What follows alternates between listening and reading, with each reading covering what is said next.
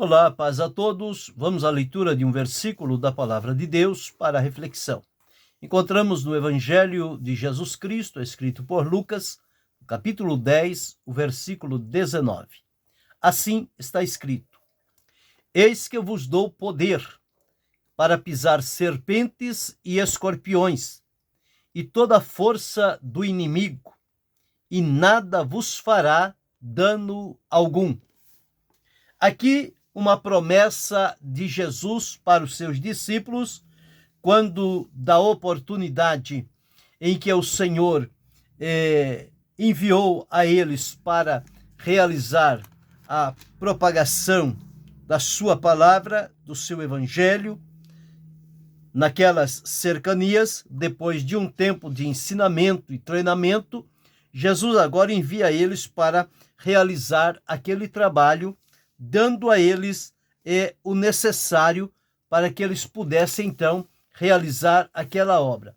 Eles foram e realizaram aquele trabalho tão importante, e o Senhor Jesus prometeu a eles, quando eles voltaram com alegria, dizendo que tinham feito conforme Jesus lhes orientava, e que, por esta razão, até mesmo os demônios estavam se submetendo a eles. Então, eles receberam aqui uma porção do poder de Deus sobre a vida deles, porque eles foram um instrumento usado pelo Senhor para a propagação da palavra naquelas cercanias, para que eles tivessem uma primeira experiência do que seria a vida deles quando o Senhor Jesus os encarregasse por definitivo de eles darem sequência à sua obra. Quando eles voltam regozijante e alegre, dizendo que até os demônios se sujeitam ao nome de Jesus que eles invocavam, então Jesus disse: eu via Satanás cair como um raio do céu. E então ele fez esta promessa dizendo: eis que vos dou poder para pisar serpentes e escorpiões. Então, às vezes, ficamos pensando como receber o poder espiritual, este poder que Jesus deu aos seus discípulos naquelas oportunidades, o poder que ele deu por ocasião da ressurreição, quando disse aos seus discípulos e apóstolos: ide por todo o mundo, pregai o evangelho a toda a criatura. Quem crer e for batizado será salvo. Quem não crer será condenado. E Jesus disse: e estes sinais seguirão aos que crerem. E aí ele diz assim: em meu nome expulsarão os demônios, falarão novas línguas, pegarão nas serpentes, se beberem alguma coisa mortífera, não lhes fará dano algum, porão as mãos sobre os enfermos e os curarão. Ora, o que é isto senão a prática do poder que Jesus disse aqui dar a eles para o seguimento da obra? Eis que eu vos dou poder. E agora Jesus disse que eles iriam pregar o evangelho. Este evangelho, conforme Paulo relatou mais tarde, é o poder de Deus, pelo qual ele disse que não se envergonhava, porque não me envergonho do evangelho de Cristo, pois é o poder de Deus para a salvação de todo aquele que nele crê. Quando Jesus apareceu aos discípulos e disse a eles que ficassem em Jerusalém até que do alto fossem revestidos de poder. E a promessa que Jesus fez foi que eles receberiam, mas recebereis a virtude ou o poder do Espírito Santo que há de vir sobre vós, e ser-me-eis testemunhas, tanto em Jerusalém, como em toda a Judeia, Samaria e até os confins da terra. O apóstolo Pedro, referindo-se a Jesus, Lucas deixou registrado em Atos 10, 38, como Deus ungiu a Jesus de Nazaré com o poder e a virtude do Espírito Santo, o qual andou fazendo o bem e curando a todos os oprimidos do diabo, porque Deus era com ele.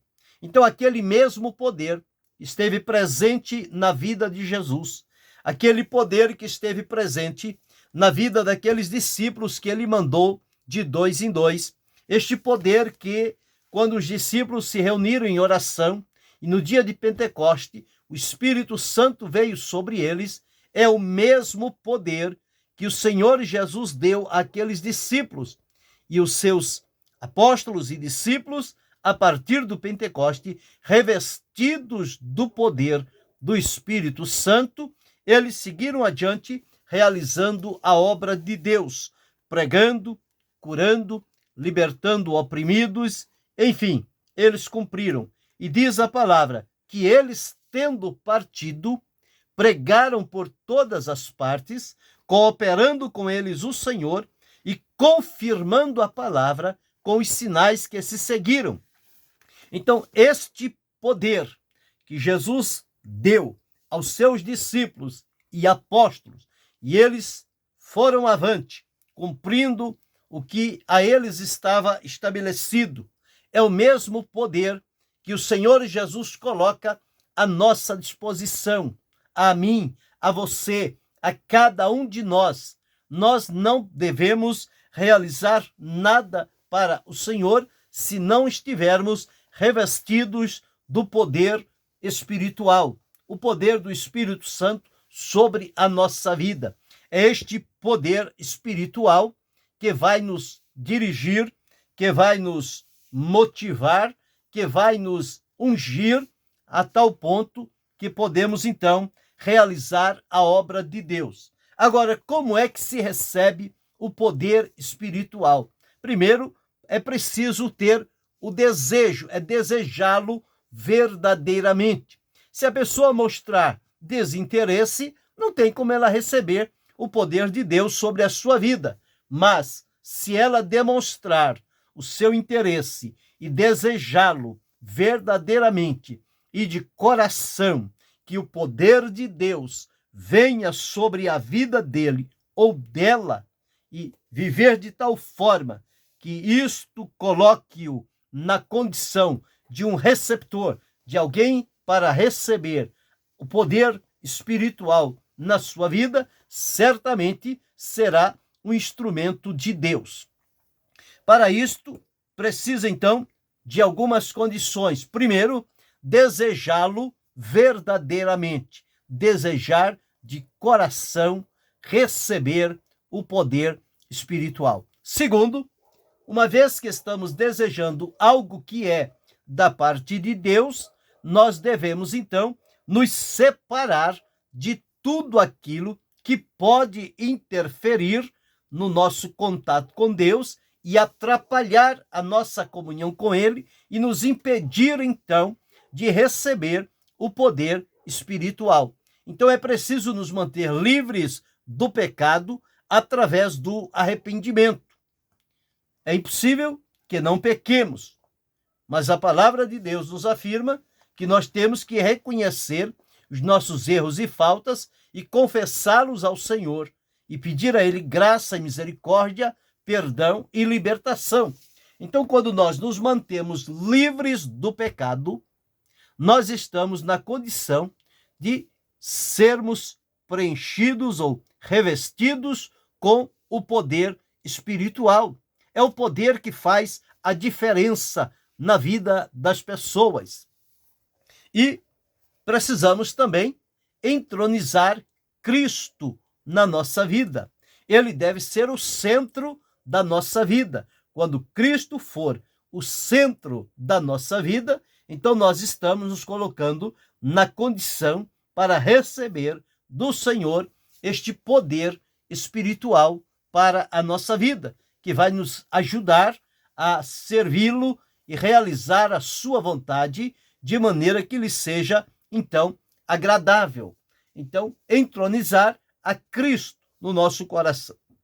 Não é colocar outra pessoa ou coisas no nosso coração, mas que Cristo seja central na nossa vida. E também obedecer a ordem do Espírito Santo, porque o Espírito Santo vem e ele vai agir e trabalhar na nossa vida de acordo com a vontade e o propósito de Deus. Então é preciso que saibamos que ele fala como ele falou na igreja de Antioquia, como ele falou às 7 igrejas da Ásia e como ele continua falando ainda nos dias de hoje. O Espírito Santo foi encarregado por Jesus de guiar, ensinar e orientar esta obra maravilhosa, a igreja que foi edificada por Jesus, e ela está sendo adornada pelos dons espirituais e pela ação do poder espiritual. Com este propósito é que a obra de Deus ela avança, ela cresce, ela expande, ela multiplica-se onde quer que chegue. Então, uma vez que nós desejamos o poder espiritual e nos mantemos livres do pecado, entronizamos a Cristo na nossa vida e obedecemos a orientação que nos vem através do Espírito Santo que em nós habita. Então, isto vai promover determinados resultados na nossa vida. É aí que nós vamos ver a diferença antes do poder e a diferença depois do poder. Não é o poder humano, não é o poder religioso, não é o poder denominacional, não. É o poder espiritual, o poder de Deus na nossa vida. E este poder não nos deixa envaidecidos nem embriagados. É o poder que vem para nos capacitar, habilitar e dirigir no propósito e na vontade de Deus. E isto então vai promover em nós alguns resultados. Primeiro, nós vamos demonstrar através do poder espiritual que está na nossa vida a vitória sobre o pecado. O pecado não terá domínio sobre a nossa vida, uma vez que o poder de Deus está atuando na nossa vida. Segundo, nós vamos receber o encorajamento ou a intrepidez, a ousadia, a disposição de testificar do Senhor Jesus, ou seja, de pregar a respeito de Jesus, levar o evangelho às pessoas carentes e necessitadas. Terceiro, o nosso trabalho para Deus vai ser um trabalho eficiente, portanto, um trabalho que vai trazer resultados para Deus. Quando há a operação do poder de Deus, as coisas acontecem à maneira de Deus. E também a nossa vida cristã, vida de comunhão com Deus, ela vai ser uma vida progressiva. Nós vamos sempre crescendo, aprofundando, nos amadurecendo em Deus. Isto tudo são resultados quando o poder espiritual vem sobre a nossa vida. E a palavra também nos mostra que, uma vez que realizamos a obra de Deus no poder do Espírito Santo, como Jesus realizou, como os apóstolos realizaram, como devemos realizar nos dias atuais, depois de terminado o nosso trabalho, que foi confiado pelo Senhor, ele trará recompensa àqueles que se mantiveram fiéis a ele em todo o tempo. Então veja o valor e a necessidade que temos de buscar o poder espiritual, recebê-lo para que sejamos úteis, produtivos na obra do Senhor. Então, a diferença antes e depois do poder do Espírito Santo. Conta-se que Moody, ele era um pregador.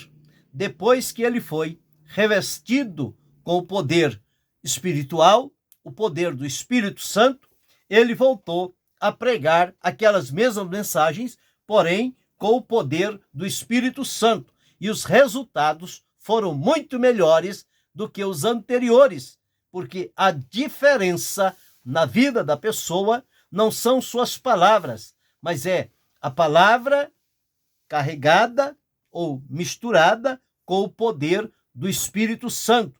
E para isto, nós precisamos estar atento à voz do Espírito, quando ele nos fala, quando nos encoraja, nos motiva, coloca em nós a palavra e nos usa como instrumento para a glória de Deus. Receber o poder espiritual não é para fazer demonstrações, mas é para realizar um trabalho que seja digno do nome do Senhor. Nesta condição, este poder está acessível a cada um de nós, a mim, a você, a todos nós. Então, por que trabalhar independente do poder espiritual, visto que com o poder do Espírito Santo na nossa vida, os resultados serão muito melhores para a glória de Deus.